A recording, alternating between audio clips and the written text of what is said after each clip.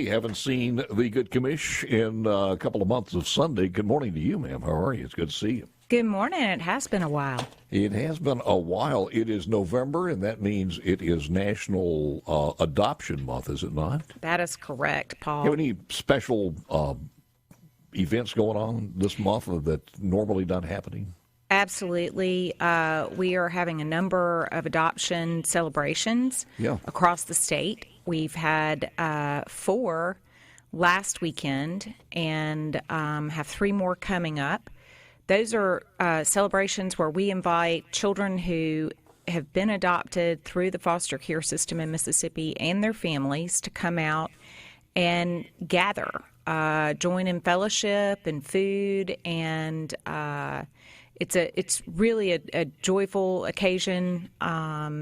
Fostering and adopting is both a beautiful, joyful event, but it's also hard. And so it's really good to get these families together to support each other. Is there anything in your job easy? No, sir.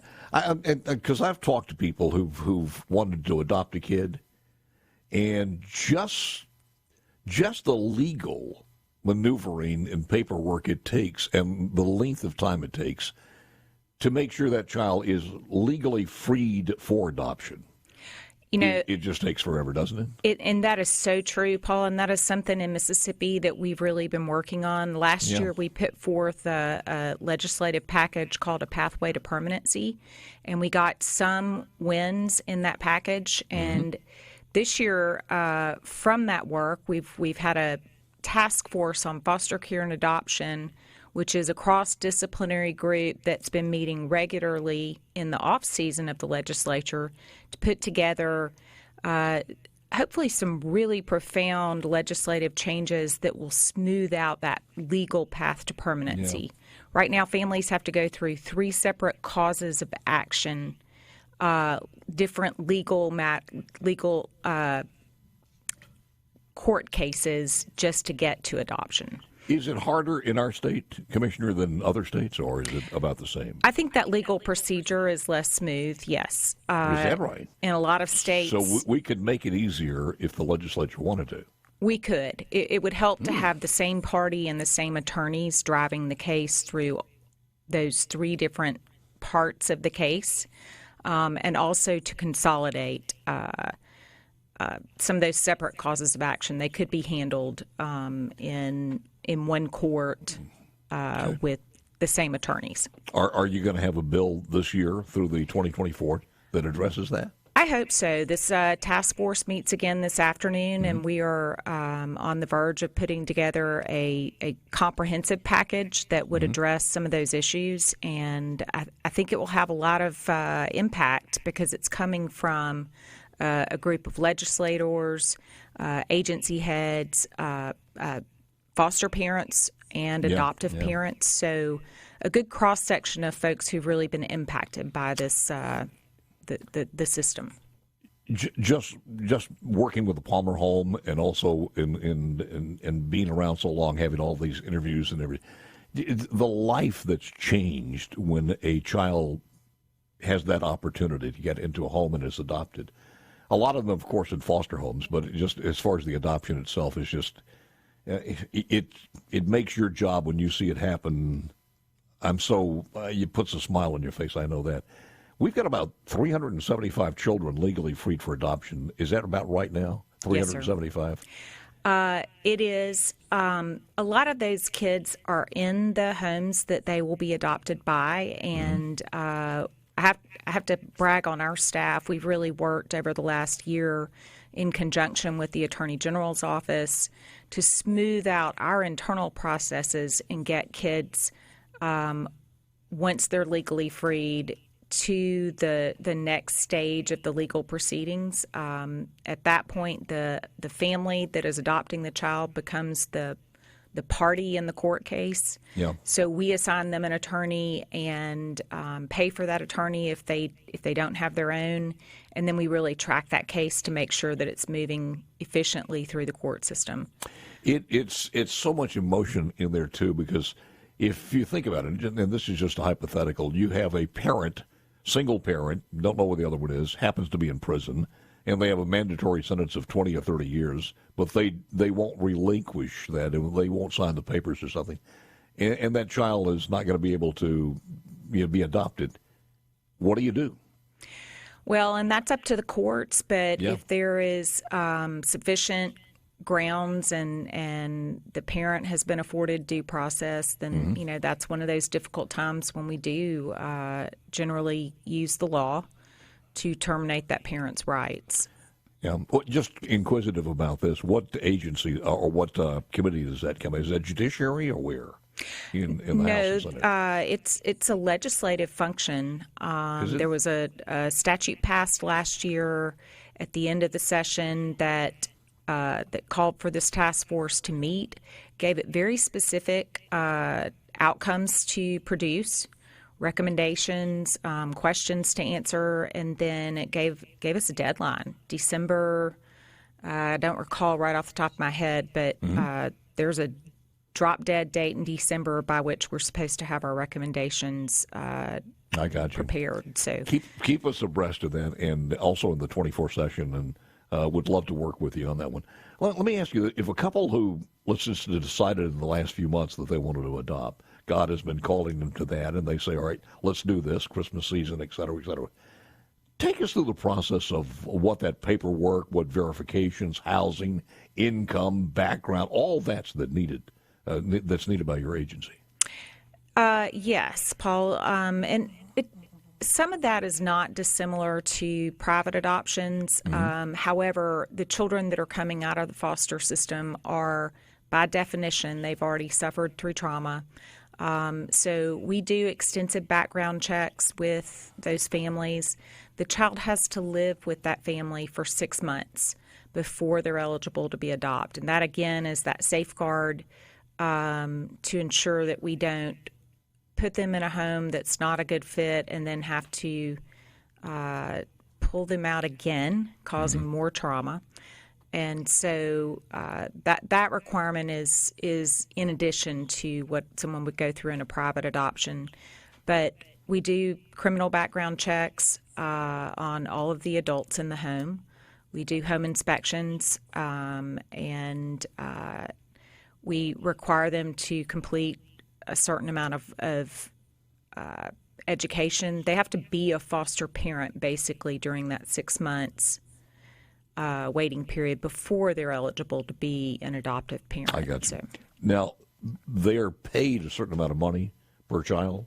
That's correct. That stops when the adoption is confirmed? No, in fact, when children come through the foster care system, they are still eligible for an adoption subsidy through the child's 18th birthday. That is mostly federally subsidized, and the theory is that we want families to be stable, and we don't want finances to become the reason that the family devolves. Yeah, it would be that you fought for this, and all of a sudden the adoption brings it with a hardship as far as financial hardship, so I can understand that. All right, more on this. And by the way, I'll ask you when we come back, what are the ages of some of the children out there who are available right now if you wanted to do this today to start the process, and how do you start the process? All that and more coming up with a good commissioner. By the way, if you have a question on this one and you'd like to ask her a question, all you got to do is jot me a note real quick.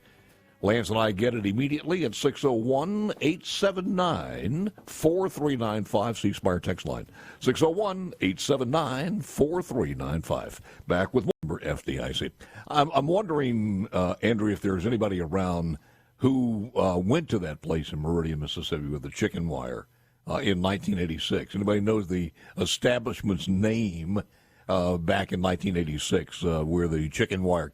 I didn't even know comedians made the circuit in Mississippi back in 1986. So that's that was an eye-opener. So I was just a senior in high school in 1986 at Brandon. I was not traveling all over to comedy shows. And if you were, I wouldn't say anything now, even though the statute of limitations is gone. As far as my parents knew, I was safely at home. What are the ages of some of these children who are available for adoption? And now my understanding was, and I want to clarify this because somebody just asked me, in order to go through the program as far as the Department of Child Protection Services, to adopt, you have to be a foster parent.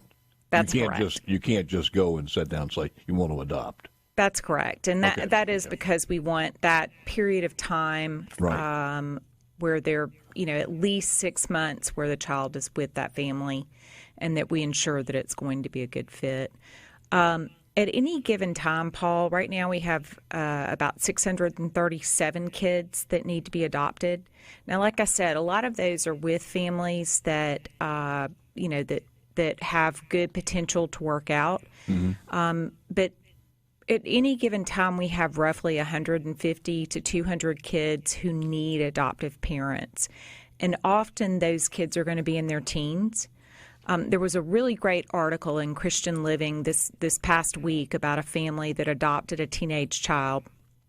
And, if you think about when you were a parent, what's the hardest age as a parent to raise? Teens are tough, and they're going through a hard enough time, even if they didn't have all the trauma in their history. So finding those special people who will take in a teen or even give them a relationship that can be supportive, even if it's short of adoption, through transitioning into adulthood, college, workforce. I've got a 19-year-old and 23-year-old right now, and that age group is really dear to my heart. I wonder how will they make it if they don't have some adult who's there for them to fall back on.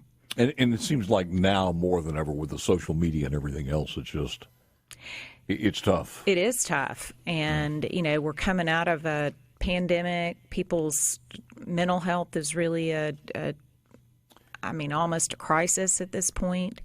So those kids are heavy on my mind, and it takes a special family. But I've got a good friend that I worked with at DHS who her kids are grown, and she and her husband adopted a 16-year-old, and it's been just life-changing for all of them. Yeah.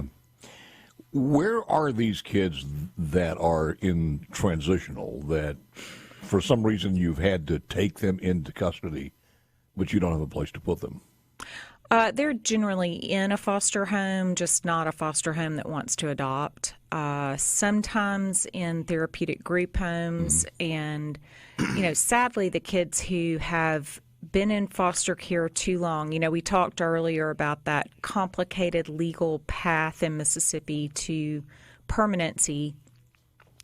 But it can result in kids staying in the state system for years, which is too long. Yeah.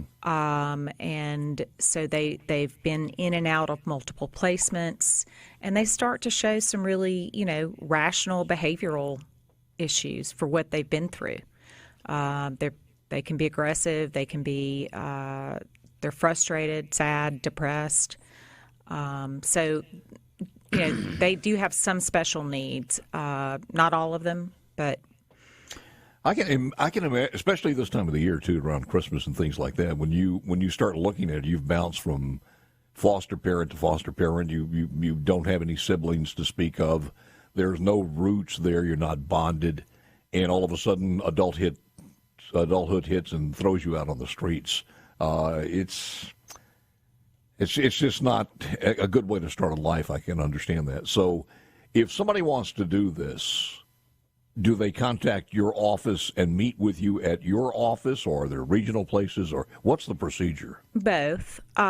We have a really good tab on our website, www.mdcps.ms.gov, and it's a tab for fostering. And it actually does a good job of walking you through the steps. We're continuously working to make those as streamlined as possible. And like I said, working to really smooth out that legal procedure to get to permanency. So that's a great place to start. There's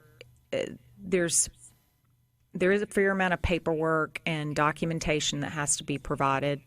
The good news is that we've spent the last year building a replacement case management system and are nearing the end of that work, and it will have a much more simplified process for foster parents to go online, upload documents, have verification that they've been received. So hopefully we'll be entering the this century in terms of technology in the course of the next 6 months, which will make that easier. Reason we're talking about adoption, November is National Adoption Month, but the Mississippi Department of Child Protection Services does a lot more. Let's talk for a second or two about child abuse. And I know that's one of the things that you guys do as far as the oversight on that one. That is the hardest part of this work, and it's the really important part for us to get right. And it just this work is unique from other agencies. We really run a 24/7 first responder agency on traditionally what's been an 8 to 5 business model. So our expenses in this work are workforce. We absolutely have to have enough people where the children are. And as you just mentioned, that's a little unpredictable. It fluctuates. So, we may get a spike in calls in Hinds County, and we've got to respond to that no matter how many people we have on the job. So, are your officers, are they carry weapons? No. We are not armed, and we do not have law enforcement authority. We can call law enforcement if we need backup. And in some places, we have really great relationships and get good response, and in others, we don't. In some places, law enforcement is as overwhelmed as we are. Yeah. I got to ask you this: what's the percentage of calls that you make that don't turn into something nasty? In other words, where there is actual child abuse, where you find out it's not? Is there a percentage that you can report to us? Yes, we get over 34,000 calls a year. Wow. Yes. Wow. And so we obviously can't respond to all of those. The state of Mississippi doesn't have the resources, and they don't all need a response. Our hotline is you can call in anonymously, and we certainly want to encourage people to call if they're concerned about a child. But the flip side of that is it can be weaponized. We get political calls. We get I've been reported a couple of times for what people perceive to be bad policy decisions. Wait a minute. I've harmed all the children of the state. Jeez. Yeah. That was a pretty easy one to screen out, but we do investigate 75%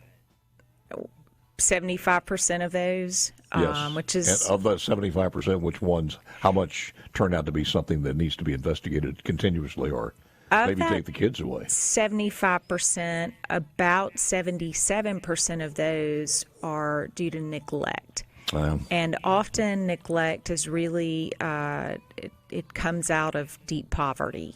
I got you. It may show up in the form of drug and alcohol abuse, but about 10% are really serious. Sexual abuse, physical abuse. We're almost out of time on this one, but some things that I may not have been able to squeeze in. We'll give you the final thoughts when we come back with Andrea Sanders, who is Commissioner of Mississippi Department of Child Protection Services. Andrea Sanders, and your final thoughts on this, some things we might have missed here, but that you wanted to get out. Just that I really appreciate the reception and the interest that I've received. I actually, Paul, celebrated my 3rd year in this role last week. And, the legislature particularly has been very interested and responsive to our needs, and recognize that it's really important that we get enough people in this state who are qualified and prepared to be available when kids need us. And So this task force, I'd like to give a shout out to Representative Angela Cockerham and Senator Bryce Wiggins. They've taken the lead on it. There's a similar task force looking at whether or not we need a uniform youth court system in Mississippi that is made up of judges. It was also created by the legislature. So there's some very exciting things going on. I'd say I'm just very grateful that our state is family focused and concerned about kids. The state, our agency as the representative of the state, will never be a good replacement for a family. We stand in the shoes of parents for the time that's necessary, but it takes all of us in Mississippi. It takes the faith-based community. It takes nonprofits, and our agency we're the representative of the state, but we cannot do it alone. So, I'm grateful for the response and the reception that I've received over the last 3 years, and I look forward to to really leveraging that power.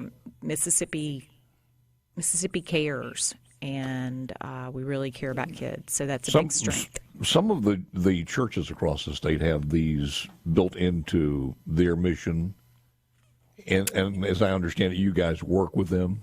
Well, if you have a second, we have a really exciting initiative coming out. We are partnering with a national group called Care Portal. They have a technology system that is already set up and running in other states that matches needs with churches who can respond.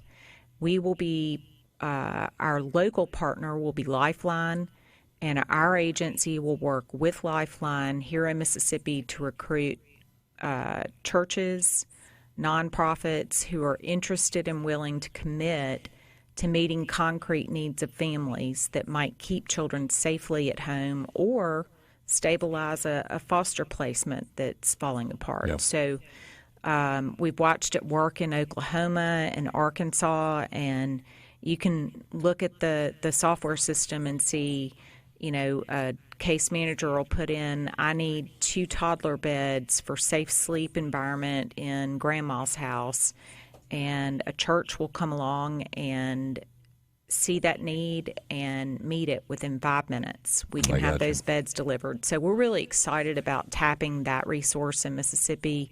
It's deep. Our churches are interested and responsive. I think one of the things that we've learned about it, what we think about adopting a kid, number one, it's almost impossible as far as paperwork, and number two, it's extraordinarily expensive, and neither one of those things ought to be the reason where somebody just decides not to do it. And I'm hoping that we're kind of solving those situations as far as, I'm not sure what the expense is. What are we talking about there? For a state adoption, the expense is not high. We actually can pay for the attorney to complete the adoption case in that final phase of moving a child to permanency. We do pay an adoption subsidy, and through the child. So we solved that concern as far as going through your agency. So we've solved that. That's correct. Ah, okay, good, good. I mean, because I've never understood it. I mean, I remember having an interview many years ago where somebody went overseas, and I think a lot of people do to adopt a child. I thought, why would you do that when we have so many people here at home that need it? It's, I do think that I have the same question. My parents adopted me through Mississippi Children's Home a long time ago. Yeah. And, they paid some nominal fees. I remember finding the receipt in a file cabinet at their house, and I thought, wow, they had to pay for me? God works in mysterious ways. Doesn't he? Yes. Yeah. It is always a pleasure. Thank you. Don't be a stranger. Commissioner, Mississippi Department of Child Protection Services. I just tweeted out the link at Paul Gallo Show on X, and it was posted, so go there. Andrea, thank you, man. I appreciate it. Merry Christmas. Happy New Year. Likewise.